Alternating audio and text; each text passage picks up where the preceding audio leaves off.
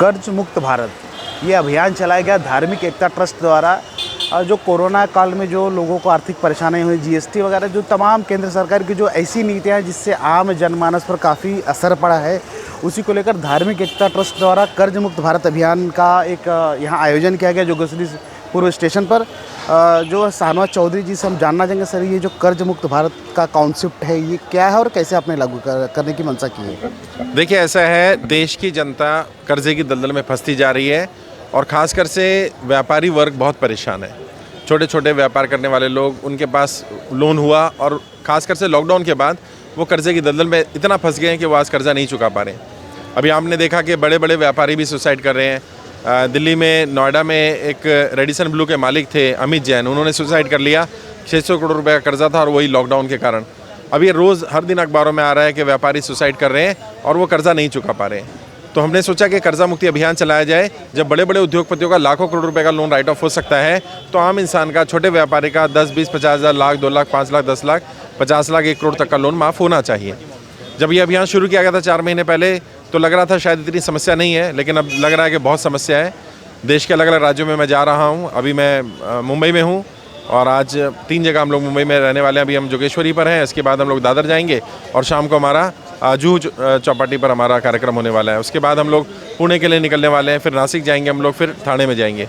इससे पहले मैं वेस्ट बंगाल होकर के आया हूँ। वेस्ट बंगाल में भी बहुत बुरी हालत है। उससे पहले मैं पंजाब गया, हरियाणा गया, अभी मैं गुजरात जाने वाला हूँ। हर जगह से देश से लोग जुड़ रहे हैं। लगभग 1.5 लाख से ज़्यादा लोग कर्जा मुक्ति अभियान में जुड़ चुके हैं और लोगों का मानना यह है कि सरकार को एक बार लोगों को राहत देनी चाहिए। सरकार को लोगों को राहत देनी, यानी कहीं ना कहीं जो कॉन्सेप्ट कर्ज मुक्त अभियान का, ये जो कर्ज मुक्त भारत अभियान चलाया आपने, केंद्र सरकार की गलत नीतियाँ भी कहीं ना कहीं प्रभावित हैं लोग उससे। देखिए, ऐसा है, ये पॉलिटिकल मुद्दा ही है और इसका समाधान भी राजनीति से ही होगा और यकीनन सरकार की गलत नीतियाँ जिम्मेदार हैं। अगर गलत नीतियाँ नहीं होती तो इतने लोग सुसाइड नहीं कर रहे होते, इतनी बुरी हालत नहीं होती। वित्त मंत्रालय को हम लोगों ने 5 बार डेलीगेशन भी भेजा है। वित्त मंत्रालय से बातचीत शुरू करने का प्लान कर रहे हैं हम लोग, ताकि सरकार इस पर संज्ञान लेना शुरू करे। अभी तो सरकार सोई हुई है और इसलिए मैं ज़्यादा लोगों से अपील कर रहा हूँ कि वो कर्जा मुक्ति अभियान में फॉर्म भरें। मेरा पेज है शाहनवाज चौधरी भारतीय, वहाँ जाएँ, पहला लिंक मिल जाएगा। खुद भी फॉर्म भरें, ज़्यादा लोगों से फॉर्म भरवाएं। और अब खुल करके बोलने का समय। मैं बार बार बोलता हूँ कि कीमत चुकानी पड़ेगी, चुप रहने की भी और बोलने की भी। चुप रहने की कीमत आप भी चुकाएंगे और आने वाली पीढ़ी भी चुकाएगी। बोलने की कीमत हो सकता है शायद आप चुकाएं केवल। तो बोलिए, अपनी बात बताइए। लॉकडाउन के बाद, जीएसटी के बाद, नोटबंदी के बाद सरकार की जिस भी गलत नीति के कारण आपको लगता है आप कर्जे की दलदल में फंसे हैं, तो आप बताइए, उस पर बात रखिए अपनी, और सरकार ज़रूर संज्ञान लेगी, मेरा ऐसा विश्वास है। सर, किशोर दास जी, सर क्या कहना चाहेंगे संक्षिप्त में इस आयोजन के बारे में? ये जो कर्ज मुक्त अभियान है, हम लोग ने पूरे भारत में ज़ोर शोर से चला रखा है। एक्चुअली ये सुसाइड का रेट इतना बढ़ गया है जिससे कि पूरे देश में लोग परेशान हैं। तो सरकार का ये जीएसटी, ये नोटबंदी, इसके कारण बिजनेस, जो छोटे छोटे एमएसएमई हैं, वो बहुत ही परेशान हो गए और इसके कारण सब पर ऐसा कर्ज में फंसते चले गए। किसी ने, अभी आपने देखा यहाँ पर कि लाख, 2 लाख, 5 लाख जितने भी लिए, वो सब फंसते चले जा रहे हैं। और उसके ऊपर से अब नया नया फ्रॉड आ रहा है। बैंक में फ्रॉड हो रहा है, अकाउंट से पैसा निकल जा रहा है। अगर सरकार डिजिटलाइज करने में सक्सेसफुल नहीं है, अगर जीएसटी इम्प्लीमेंट करने में सक्सेसफुल नहीं है, तो ये आम आदमी को तो बख्शे, उनकी गलती। सरकार को ये जनता ने ही चुन के भेजा है, तो ये जनता की समस्या को सरकार को समझना चाहिए।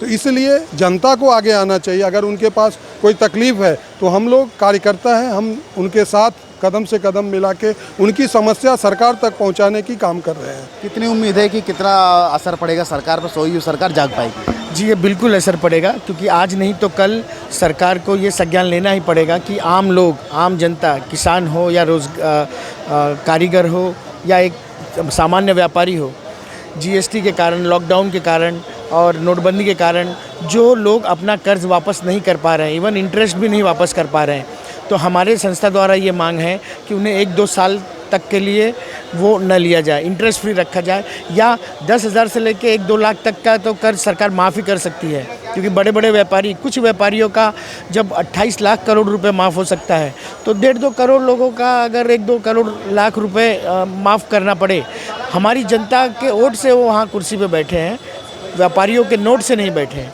तो हमारी ये मांग है कि ये लोगों का जो सुसाइड का ग्राफ बढ़ते जा रहा है कर्ज के कारण, बैंकों द्वारा जो हरेसमेंट किया जा रहा है, उनके घरों में आके पड़ोसियों को और उनको सताया जा रहा है, उस चीज़ से निजात दिलाई जाए। धन्यवाद। ये बहुत ही बेहतरीन एक कॉन्सेप्ट है धार्मिक एकता ट्रस्ट का कर्ज मुक्त भारत अभियान, जिसको काफ़ी बढ़िया रिस्पांस मिल रहा है। हमने देखा है कि सैकड़ों की संख्या में लोग काफ़ी आए हैं यहाँ और उन्हें फॉर्म भरा और काफ़ी तरीके से और सलीके से ये चीज़ें जो चल रही हैं कहीं ना कहीं सोई हुई केंद्र सरकार को जगाने का कार्य जरूर करेगी। कर्ज मुक्त भारत अभियान जो चलाया जा रहा है धार्मिक एकता ट्रस्ट द्वारा, उसके तहत जो योगेश्वरी के बाद में अब हम दादर में आए हैं। प्लाजा सिनेमा के सामने इनका एक और ये लगा है जहाँ अच्छा खासा रिस्पांस देखने को मिल रहा है। कुछ लोग हमारे साथ में हैं जिन्होंने अपनी यहाँ शिरकत की, जिनका एप्लीकेशन था। मैम, आप यहाँ आई कर्ज मुक्त अभियान के तहत, आप जाहिर सी बात है कुछ आपको प्रॉब्लम्स हुई, तो कितनी संतुष्टि यहाँ से मिली आपको? यहाँ से बात करके क्या लगा आपको? सर, संतुष्टि तो बहुत मात्रा में मिली है और आई थिंक सो ये तो अभी शुरुआत की है सर ने, तो आगे चल के रिस्पांस अभी हम लोगों ने भी चालू किया तो रिस्पांस अच्छा आ रहा है। और डेफिनेटली देखिए, अगर कोई अच्छा काम करते हैं तो बहुत सारी बुराई का सामना भी करना पड़ता है, बहुत सारी अच्छे लोग भी जुड़ते हैं, बुरे लोग भी जुड़ते हैं। तो डेफिनेटली यह मेहनत तो रंग ला रही है और हम चाहते हैं कि और भी जनता हमसे जुड़े, सर से जुड़े।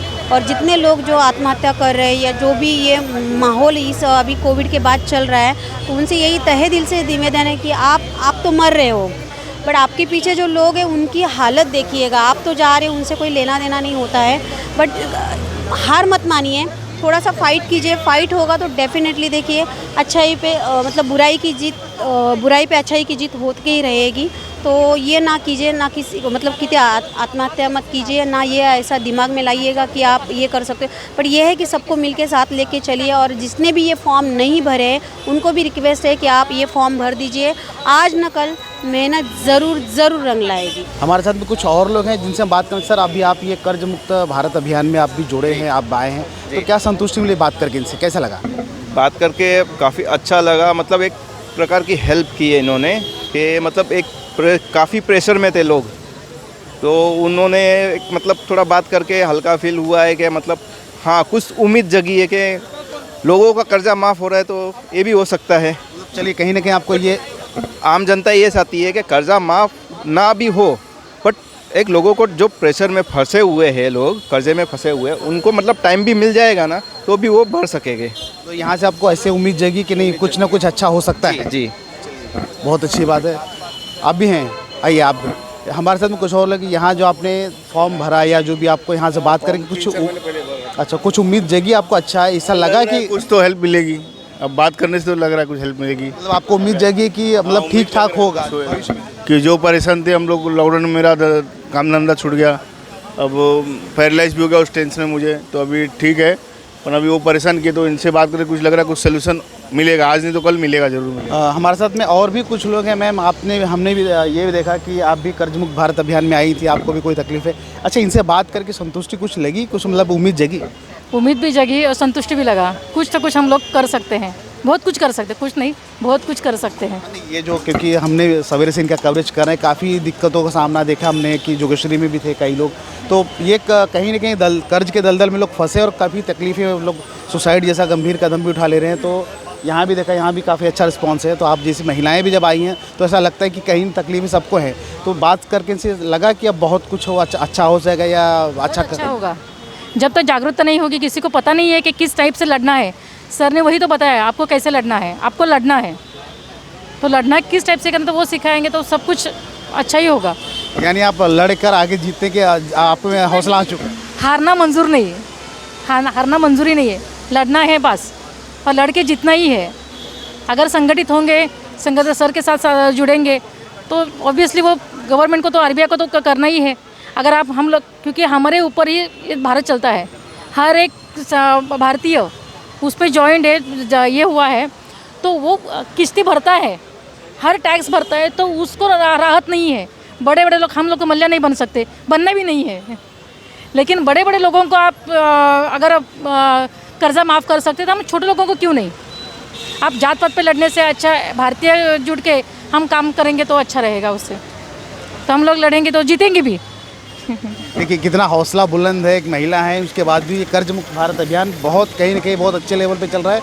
और जो यहाँ से जो इन लोगों को एक राहत भरी और एक उम्मीद की किरण दिखाई दे रही, उससे लग रहा है कि गवर्नमेंट को कहीं ना कहीं इनके आगे झुकना पड़ेगा और इनका अच्छा करना पड़ेगा। कैमरा पर्सन रफ़ीक खान के साथ में सुभाष यादव, दादर।